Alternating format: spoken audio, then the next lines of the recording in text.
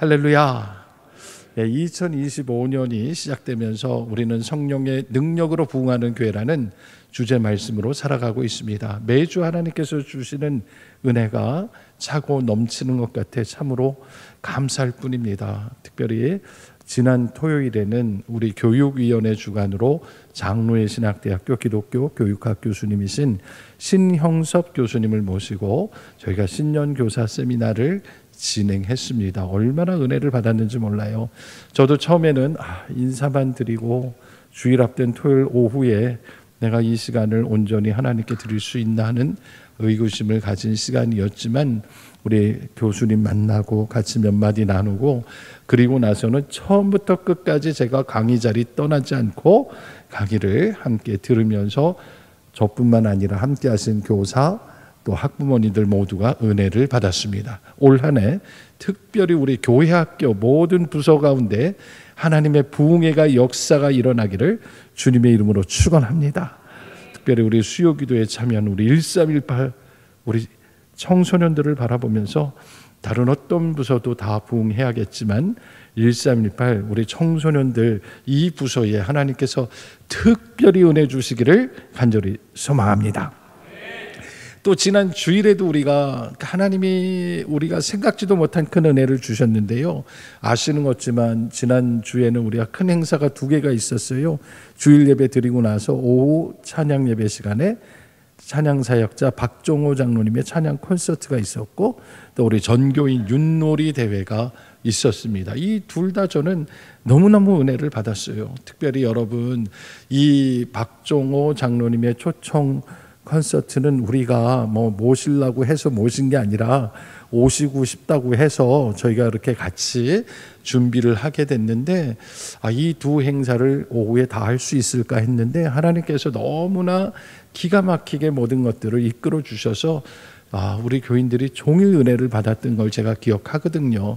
저는 박종호 장로님을 2001년도에 제가 전에 사역하던 천안중앙교회에서 전도사로 사역할 때 처음으로 뵀어요. 근데 그때 그분의 몸은 어마어마했어요. 막 파바로티 같이 막 어마어마하게 두꺼운 분이셨는데 한 24년 만에 이렇게 만나서 그분의 간증을 들으면서 예전에는 그분이 간증보다는 자신의 이 성악적 능력, 음악적 그 능력을 보여주는데 애를 썼다면 25년 만에 만나니까 그분이 계속 하나님이 하신 얘기를 자꾸 하시니까 저는 개인적으로 더 큰 감동이 있었던 것 같아요. 그래서 그분이 살아가는 동안에 뇌졸중으로도 쓰러지고 간암으로 간 이식 수술 받고 이런 과정을 거치면서 하나님이 그를 낮추시고 그리고 다시 살리시면서 우리 인생의 주인이 누구시냐 그것을 확실하게 보여주셨구나 해서 무지하게 감동을 받았어요. 그날 그 자리에 오셨던 분들 혹시 여기 계시나요? 그날 은혜 많이 받으셨죠? 아쉬운 건 하나가 있었어요. 뭐냐면 시작하기 전에 신신당부를 하셨어요. 저의 이 간증과 공연은 유튜브로 또 영상으로 나가지 않도록 해주시기 바랍니다 해서 우리가 주일 오후 찬양 예배 라이브로 송출하던 걸 그날 못했어요. 그래서 어떤 교인들은 여러 가지 이유로 병상에서 그날 이 찬양 꼭 듣고 싶어 했거든요. 근데 방송이 안 돼가지고 막 교회 문의 전화 오고 막 그랬거든요. 그래서 이 자리를 빌어서 참 그때 못 함께 하신 분들께 미안하기도 하고 안타깝기도 하고 그렇지만 큰 위로받기를 바라는 마음을 드리는 거예요. 그래서 그날 저녁에 밤늦게 어떤 분이 연락했어요. 병원에서 남편 간호를 하느냐고 이 찬양을 꼭 라이브로 보고 싶었는데 유튜브 영상이 안 돼서 못 봤습니다 하고 너무 아쉬워하고 있었는데 우리 교회 어느 집사님이 끝나고 나서 우리 박종호 장로님의 사인이 담긴 USB를 구해서 선물로 갖고 와서 또 감동을 받았다는 거 아니에요. 그러니까 은혜는 이렇게 다른 사람에게 전해지면서 점점점 더 커지는 것 같아요. 그래서 그런 귀한 마음 가지신 분이 너무 감사하고 그래서 저도 월요일 날 교회 여러 가지 아픔으로 인해서 또 병원에 계셔서 못 나오는 분들 찾아다니면서 그 찬양 CD를 이렇게 드리니까 너무 기뻐하시더라고요. 그런 의미에서 오늘 서로 축복하는 마음을 가졌으면 좋겠는데 시작하기 전에 옆 사람 한번 바라보고 우리 한번 선포하고 시작합시다. 은혜는 나눌수록 커집니다. 한 번 더, 은혜는 나눌수록 커집니다. 예, 우리가 받은 은혜를 함께 나눌 줄 아는 교회가 되기를 주의 이름으로 축원합니다. 오늘 신명기 강해 설교 25번째 시간입니다. 신명기 13장 12절로 14장 2절의 말씀으로 진멸할 것에 손대지 말라라는 제목으로 복음 증거하도록 하겠습니다. 여러분, 오늘 본문 말씀은요, 신명기 법 가운데 가장 예민한 민감한 주제 가운데 하나인 진멸법이라는 것에 관한 이야기입니다. 여러분 혹시 진멸법이라고 들어보셨어요? 이 진멸법은 하나님께서 가증스럽게 여기시는 것에 대하여 특별히 가나안 족속의 그 우상 숭배와 문화와 모든 것들에 대해서는 하나님께서 그들과 타협하지 말고 완전히 멸해버려라. 요즘 말로 얘기하면 뿌리까지 완전히 싹 다 뽑아버리라 라는 강력한 법을 이야기하는 것이에요. 특별히 이 진멸하라라는 말은 히브리어 동사 중에 하람이라는 동사에서 나온 말입니다. 그래서 이 하람이라는 말의 명사는 헤렘이라고 얘기하는데 이 진멸법을 통상 헤렘법이라고 이야기를 하기도 합니다. 하나님께서 이렇게 가증한 것들을 다 진멸해 버리라고 하신 이유가 뭘까요? 그것은 하나님께서 그 모든 것들을 진멸하여 하나님께 성별하여 구별하여 거룩하게 드리게 만들고자 하는 것이 신명기법의 원뜻이었던 것이에요. 근데 중요한 것은 이 헤렘이라는 법이 신명기에서는 여기뿐만 아니라 20장 17절 이하에도 계속해서 등장하게 되는데, 오늘 나와 있는 이 본문은 굉장히 독특한 거예요. 왜냐하면 가나안 땅에 가서 가나안 사람들을 진멸하라는 게 아니라 너희 중에 그 가나안 사람들이 섬기는 그 우리가 알지 못하는 우상을 섬기자고 선동하는 사람이 있으면 그 사람을 완전히 진멸해 버리라는 그런 아주 특별한 법이기 때문입니다. 그래서 우리가 이 본문 말씀을 오늘 정말 신학적으로 바르게 이해하지 않으면, 문자적으로 해석하면 심각한 문제가 발생하기 때문에 우리가 이 본문을 좀 더 깊이 살펴보려고 합니다.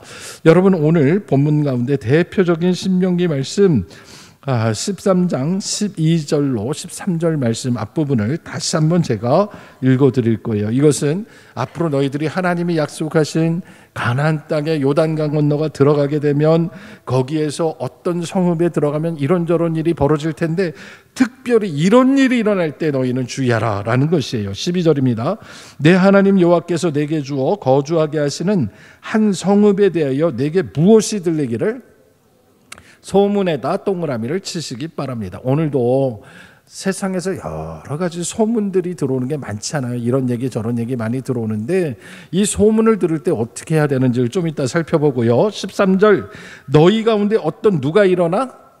불량배가 일어나 라고 얘기했습니다. 도대체 하나님이 어떤 사람을 불량배라고 말하는가? 그 뒤에 보니까 어떤 한 사람이 너희 가운데서, 너희 가운데라고 하니까 너희와 똑같은 이 유대인 중에 나온다는 거죠. 그가 그 성읍 주민을 유혹하여 이르기를 너희가 알지 못하던 다른 신들을 우리가 가서 섬기자 한다 그랬어요.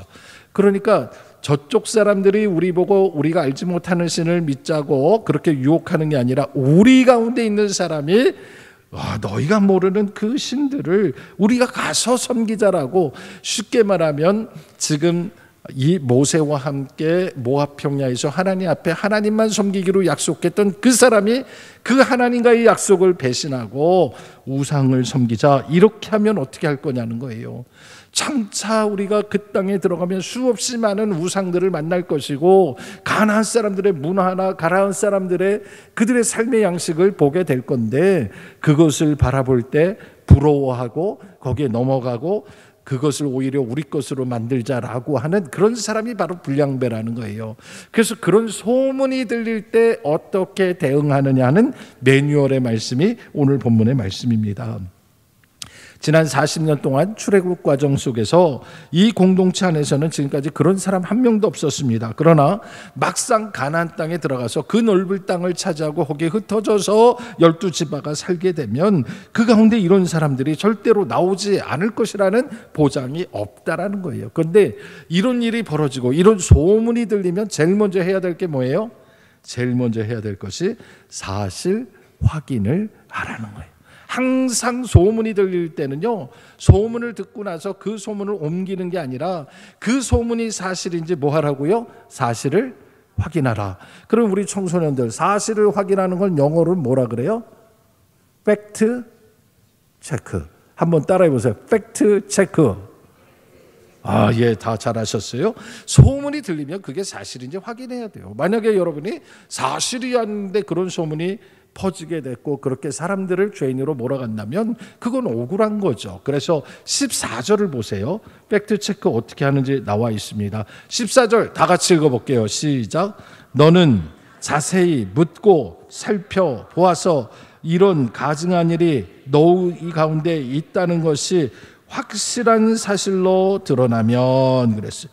그래서 먼저는요, 이런 소문이 들 때는요, 자세히 물어보고 살펴보고 확인하고 확실한 증거가 있을 때까지 살펴보라고 말씀하셨어요. 실제로 많은 사람들이요, 소문만 듣고 함부로 판단하고 함부로 정죄하기 때문에 늘 문제가 되는 거예요. 지금도 이 땅에 그런 일이 얼마나 많이 있습니까? 그래서 우리는 모든 것이 다 조사해서 확인되고 확정되기 전까지는 항상 신중해야 되는 거예요. 그래서 우리는 심증이 아무리 있다 해도 뭐를 앞설 수 없어요? 확증된 증거를 앞설 수 없는 거예요. 그런데 만약 확인해 보니까 그게 소문이 아니라 사실이었다. 증거가 나왔다. 그래서 아니 우리 같은 유대인인데 우리로 하여금 우리 하나님 신앙, 우리를 애굽에서 인도하신 하나님을 버리고 가나안 땅에 그 우상들 바알과 아세라를 섬기자고 그렇게 선동하는 사람이 있다면 이스라엘 공동체를 살리기 위해서 어떻게 해야 되느냐? 하나님께서 매뉴얼을 주셨는데 너무 무서워요. 15절 함께 읽어보겠습니다. 시작. 너는 마땅히 그 성읍 주민을 칼날로 죽이고 그 성읍과 그 가운데 거주하는 모든 것과 그 가축을 칼날로 진멸하고 그 안에 불량자 한 사람이 있고 불량자 한 사람이 선동을 해서 그 성읍이 들썩들썩하고 그 성읍이 하나님의 말씀으로부터 떠나면 그들이 유대인이라 할지라도 거기 사는 사람들이 너희 같은 동족이라 할지라도 그 성읍 주민들을 전부 다 칼날로 죽이고 거기 있는 모든 것과 가축들을 칼날로 뭐 하라고요? 진멸하고 진멸에다 동그라미를 쳐 주시기 바랍니다. 왜냐, 성경에는요 가장 무서운 단어 중에 하나가 진멸하라는 거예요. 이 진멸하다는 거 아까 말씀드린 대로 진멸하다라는 말은 하람이라는 동사를 쓰고 명사는 헤렘에서 진멸이라는 명사가 되는데 이것 관련되는 법이 있습니다. 이 법은 사실 전쟁과 관련되는 법이에요. 하나님께서 이스라엘 백성과 다른 이방 나라들과 적대적인 관계와 전쟁을 하게 되면 하나님께서 때에 따라서는 반드시 상대편 나라, 하나님이 증오하는 민족, 하나님이 기뻐하시지 않는 악한 민족일 경우에는 그들과 싸워 이겨야 할 뿐 아니라 그 백성들 남녀노소를 가리지 말고 칼로 완전히 진멸하라고 말씀하시고 어떨 때는 그 가축, 그 재산까지도 손대지 말고 다 진멸해서 다 불태우라고 그렇게 말씀하실 때가 있다라는 거죠. 여러분 왜 하나님께서 이런 이야기를 하실까? 그래서 이런 본문들을 보면 그 뒤에 꼭 따라오는 본문이 있습니다. 그게 뭐냐면 거기에서 전쟁에서 승리해서 노력하고 얻게 된 그 노략물들 어떤 것도 손대지 말고 자기 소유로 삼지 말고 반드시 하나님께 드려라라는 규정이 따라가게 돼 있어요. 오늘 보면 뒤에도 그런 부분이 이제 나올 거예요. 그런데 여러분 먼저 진멸한다는 이야기를 생각해 보세요. 진멸은요 목숨을 봐주지 않고 다 없애는 거잖아요. 오늘날로 치면 전쟁터에서 뭐 포로도 필요 없고 그냥 다 죽여버리라는 얘기인데 얼마나 끔찍한 얘기입니까? 이거 정말 무서운 얘기예요. 근데 왜 하나님께서는 이렇게까지 강력하게 말씀을 하실까? 이미 하나님께서는 출애굽기 23장을 통해서 이제 너희 가나안 땅에 들어가면은 그 땅의 우상을 섬기지 말고 그들 행위를 본받지 말고 그들이 섬기는 주상 다 깨트려 버리고 목상도 다 불태워버리라고 얘기하시면서 그 모든 걸 다 진멸해라라고 얘기하시는데 이유가 뭐냐? 그들과 언약하지 말라는 거예요. 그들과 빈틈을 주지 말라는 거예요. 너희가 그들과 함께 지내면서 너희들이 물들어서 범죄하게 될까 봐 그래서 그들과 함께하지 말고 그들이 너의 올무가 될 수 있기 때문에 너희는 아예 처음부터 싹을 없애버려라. 그런 뜻으로 진멸하라고 말씀을 하신 거예요. 뿐만 아니라 우리의 자녀들이, 특별히 우리 아들들이 그렇게 음란한 것들, 우상을 섬기는 것들을 보고 배우게 되면 결국 네 아들들이 유혹을 받아서 하나님께로부터 떠나게 될 것이고 그들이 이방인과 다르지 않게 자라갈 것을 우려하면서 절대로 가나안과 가나안 여자들과 섞이지 않도록 신신당부하면서 그들을 진멸하라라고 명령하신 거예요.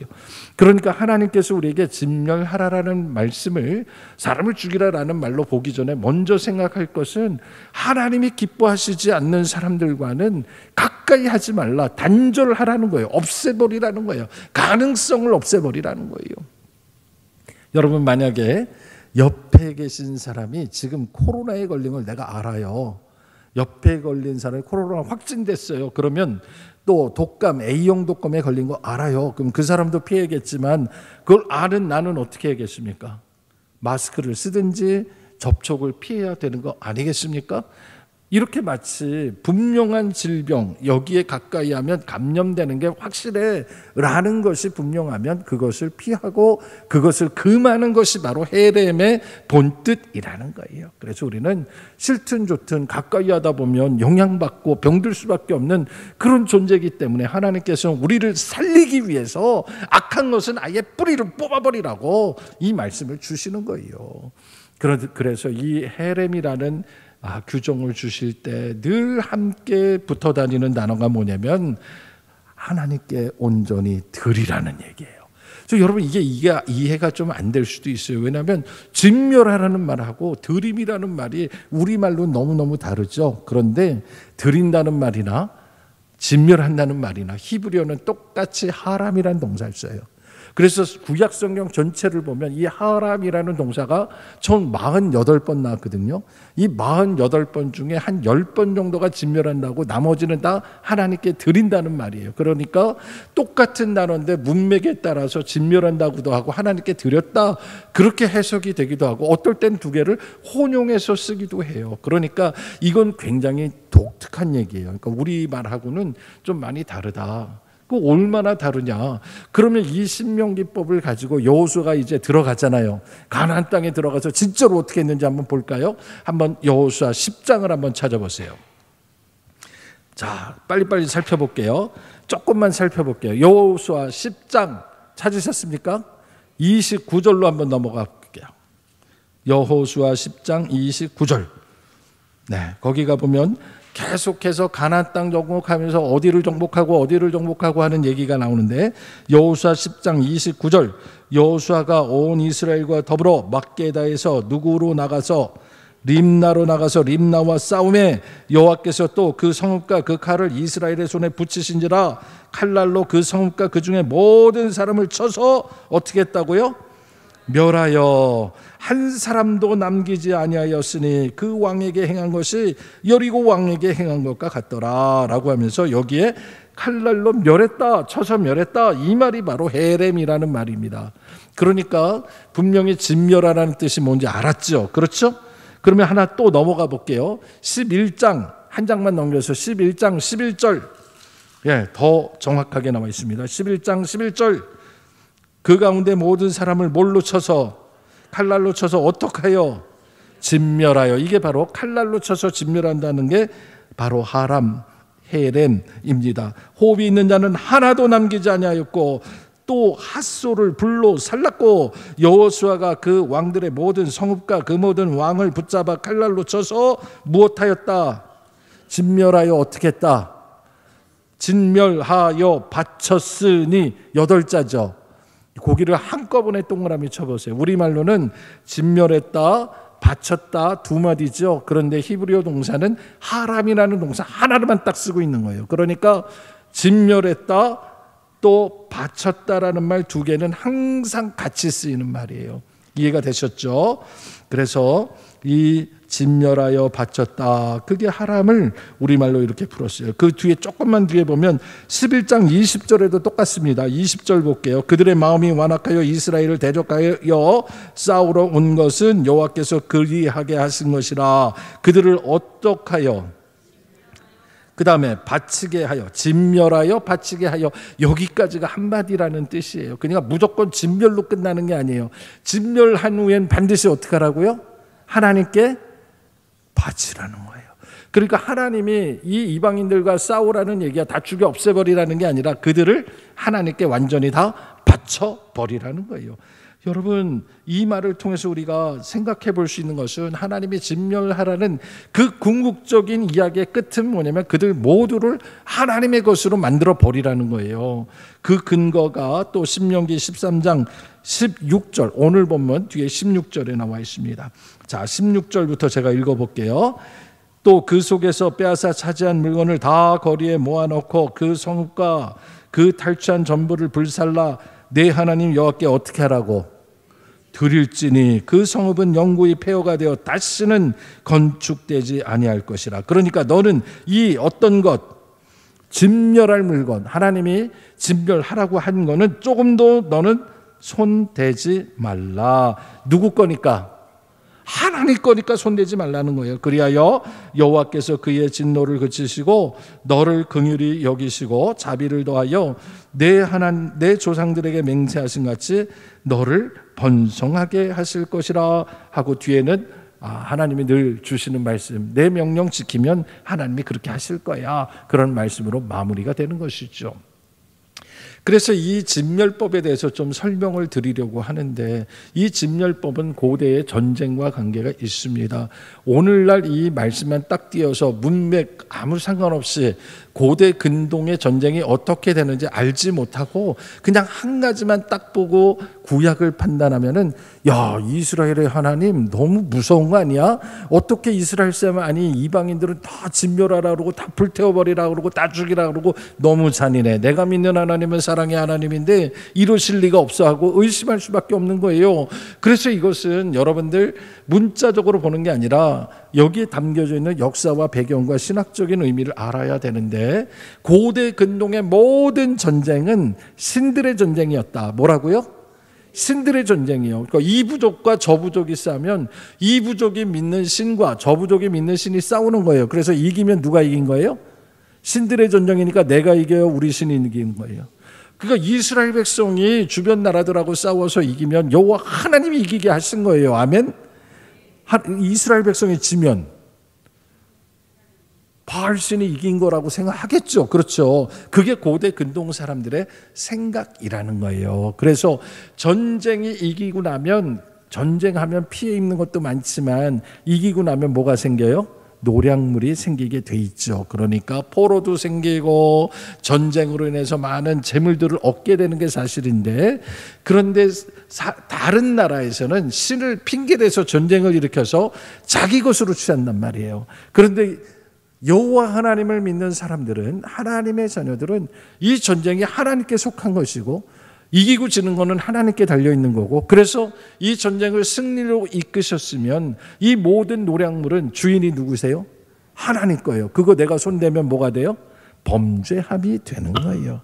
여러분, 이게 굉장히 중요한 거예요. 그래서 이스라엘 백성들은 이 신들과의 전쟁, 그걸 거룩한 전쟁이라서 성전, 홀리 워라고 얘기하는데, 이 전쟁에서 승리하고 났을 때 모든 것들은 일단 다 누구 것?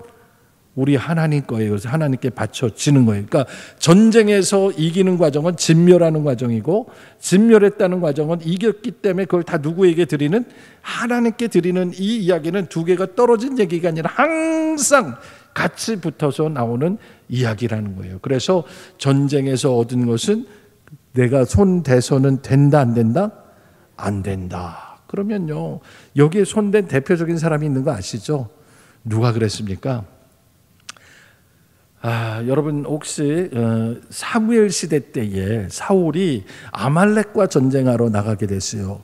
그래서 아말렉과 전쟁을 하게 되면서 분명히 사무엘이 나갈 때 얘기했습니다. 하나님께서 이 아말렉을 가증스럽게 여기니까 절대로 그 왕을 잡으면 살려두지 말 것이고, 그들에게 어떤 포로나 노량물을 받아도 절대로 살려두지 말고 다 죽여서 불태우라 그랬습니다. 진멸하라고 분명히 얘기했어요. 헤렘법을 그대로 얘기했습니다. 그래서 사울이 나가서 싸웠습니다. 이겼습니다. 그래서 그 왕 아각을 죽였을까요? 안 죽였을까요? 안 죽였습니다. 하나님이 분명히 하라고 했는데 안 했어요. 그리고 거기에 있는 모든 소와 양과 여러 가지 살찐 것들, 포도주, 많은 전리품이 생겼는데 그 전리품 손대지 말라고 했는데 손 댔을까요? 안 댔을까요? 분명히 하나님이 다 없애버리라고 했는데 끌고 왔습니다. 그래서 사무엘이 펄쩍펄쩍 뛰었죠. 하나님께서 하시지 말라고 했는데 당신은 하나님을 버렸다. 그래서 그날 선언합니다. 당신이 여호와를 버렸으니 여호와께서도 당신을 버릴 것이요. 그때부터 사울의 인생이 나락으로 떨어지기 시작한 거예요. 그래서 그 배경을 이해하려면 바로 이 신명기 오늘 13장에 나와 있는 이 헤렘법, 바로 이 진멸법의 본뜻을 알아야 되는 것이다 라는 것입니다. 오늘 제가 이렇게 말씀을 드리면서 다시 한번 생각해 볼 것은, 이 헤렘법, 진멸하라고 명령하신 분이 누구시고, 또한 이 명령에 순종한 이후에 얻게 되는 모든 것의 주인이 누구 거냐, 그거에 대한 것을 분명히 하라는 것이 바로 이 헤렘법이에요. 그래서 진멸한 물건에는 절대로 손대서는 안 된다. 누구 거니까? 여호와 하나님의 것이니까. 우리 하나님이 왕이시고 하나님이 승리케 하시고 하나님이 이 모든 것의 주인이라는 것을 인정한다면 거기에 너희는 손대지 말라는 거예요. 그런데 사람들은 어떤 줄 아세요? 사람들은 그 본질에는 관심이 없어요. 항상 그 뒤에 떨어지는 떡고물, 그걸로 인해서 얻게 되는 반사 이익, 내가 이 헤렘에 참여함으로써 뭘 얻을 수 있을까, 거기에 관심을 갖고 살아간다는 거죠. 그래서 고대 전쟁을 보면 전쟁의 본질이 다른 게 아니라 다른 것을 빼앗기 위해서, 탐욕에 의해서 전쟁을 벌인다는 거죠. 근데 여호와 하나님께서 우리에게 주시는 전쟁은 거룩함을 위한 전쟁인 거예요. 아무나 죽이라는 게 아니고 아무나 그들을 진멸하는 게 아니라 가증스러운, 하나님 보시기에 우상 중에 우상, 더러운 우상을 섬기는 것들을 아예 싹을 잘라버려서 그것들과 혼합되지 않도록 하라는 하나님의 뜻이 거기에 있는 거예요. 그래서 혹시라도 그렇게 해서 뭔가를 부당하게 취득하면은 사람들이 볼 때 하나님의 이름으로 전쟁하고 다른 데 마음이 있었구나 하고 오해를 받을 거 아니에요. 중세 때 십자가 전쟁이 왜 지금까지도 욕을 먹냐면, 시작할 때는 거룩한 뜻으로 했지만 나중에는 정말 이 예루살렘이 성지가 회복되길 바란 게 아니라 그 전쟁을 통해서 수많은 포로들과 수많은 재산들을 약탈하는데 그들이 마음이 돌아섰기 때문에 그게 거룩한 전쟁 헤렘이 된 게 아니라 지금까지도 기독교의 역사상에 발목을 잡는 실수가 돼버린 것이 되는 것이에요.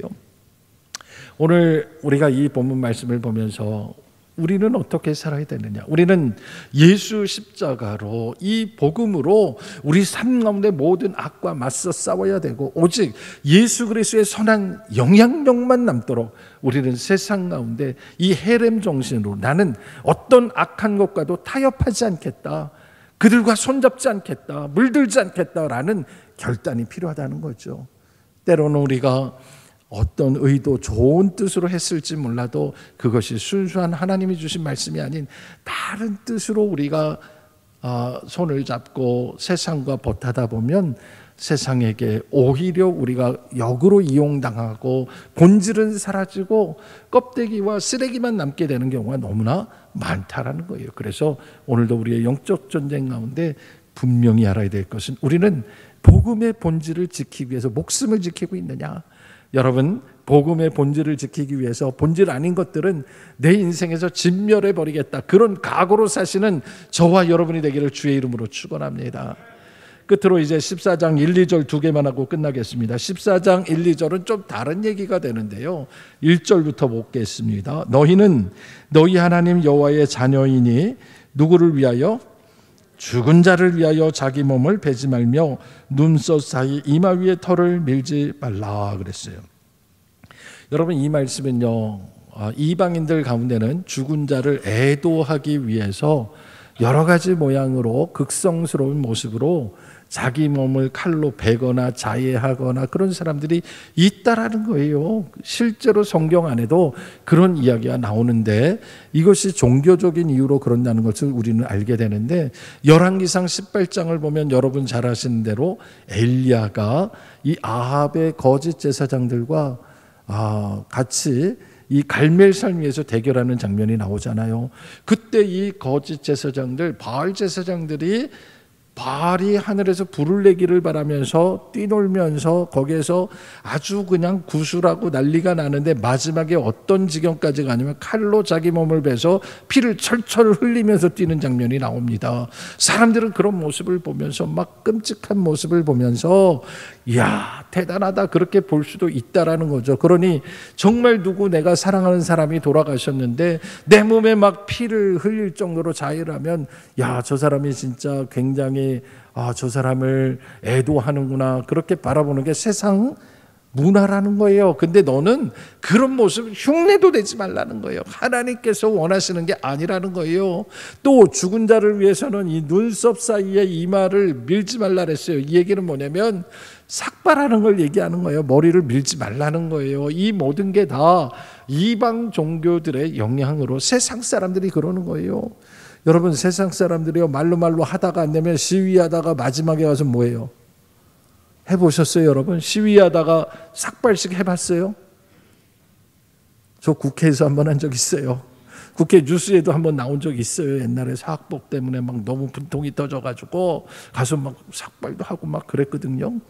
그런데 지금 생각해 보면은 그게 이방 사람들 하는 방법이잖아요. 아니, 목사님이 삭발하고 머리 깎고 다니면 좋겠어요? 우린 그렇게 하지 않아도 여러 방법이 있죠. 하나님께 간구하고 기도하고 말할 수 있죠.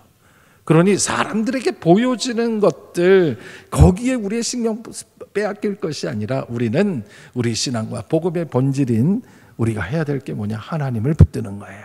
그래서 마지막 2절은 너무너무 중요하죠. 우리 함께 읽어볼게요. 너는 내 하나님 여호와의 성민, 동그라미를 치세요. 성민은 뭐예요? 거룩한 백성이에요. 여러분은 하나님의 거룩한 자녀임을 믿으시기 바랍니다. 하나님께서 여러분을 그렇게 얘기하셨어요. 하나님, 내가 거룩합니다가 아니에요. 하나님, 우리는 죄인이고요, 우리는 자격도 없고요, 하나님께서 우리 사랑하실 만한 그런 가치도 없는 사람이에요. 이게 우리의 고백이에요. 그런데 하나님께서는 그럼에도 불구하고 너희는 하나님의 성민이라고 얘기하고 있어요. 이 자리에 있는 사랑하는 성도 여러분, 우리 모두는 하나님이 택하신 거룩한 백성임을 믿으시기 바랍니다. 그래서 하나님의 성민은 성민답게 사는 거예요. 내가 자격이 있어서가 아니라 하나님이 거룩하다고 하셨기 때문에, 그래서 우리는 거룩한 길을 택하는 거예요. 우리가 거룩하게 살 수도 있고 그렇지 않게 살 수도 있어요. 하나님은 이미 우리에게 자유의지를 주셨어요. 그런데 우리가 하나님 편에 서고 하나님이 기뻐하시는 길을 가고자 결단하는 이유는, 하나님은 지금도 여전히 연약한 우리를 바라보시며 너는 내 자녀다, 너는 내 선택한 하나님의 거룩한 백성이야, 그렇게 인쳐주시기 때문인 것이에요. 그래서 오늘 주신 말씀을 우리가 가슴에 새기며, 오죽하면 하나님께서 악한 것들은 다 진멸해버려라, 아예 그냥 쳐다도 보지 마라, 그렇게 얘기하셨겠어요. 여러분, 우리 사랑하는 청소년들, 여러분 앞으로 살아가는 시대에 여러분들을 유혹할 게 너무 많을 거예요. 술, 담배, 마약, 온갖 더러운 것이 앞에 있을 거예요. 근데 그때 헤렘이라는 법을 기억하시고 하나님이 가증스럽게 여기시고 하나님이 우리에게 원치 않는다면, 나는 이 모든 거 다 불태워버리고 다 끌어버리고 다 나는 진멸해버릴 거야, 그게 믿음의 삶인 줄로 믿으시고, 우리가 그렇게 살 때 하나님의 법과 하나님과 명령, 하나님의 규례를 지키는 성도들을 지금도 하나님은 너는 내 사랑하는 자녀다, 내 아들이야 딸이야 하면서 우리를 붙들어 주시고 일으켜 주시고 오늘도 우리 발걸음을 인도하시는 줄로 믿으시고 거룩한 성도답게 사는 저와 여러분이 되기를 주님의 이름으로 축원합니다. 기도하겠습니다. 은혜로우신 하나님 감사합니다. 오늘도 신명기의 말씀을 통해서 우리가 이 땅을 살면서 왜 하나님이 가증스러워 하시는 것들을 우리가 진멸해야 하는지, 거리를 둬야 하는지, 절대로 손대면 안 되는지 깨달아 알게 하시니 감사합니다. 오늘도 주신 말씀 우리가 가슴에 깊이 새기며 하나님 주시는 그 은혜 가운데 살게 하시고 하나님의 선택받은 그런 거룩한 성도가 되게 하여 주시옵소서. 예수님의 이름으로 기도하옵나이다. 아멘.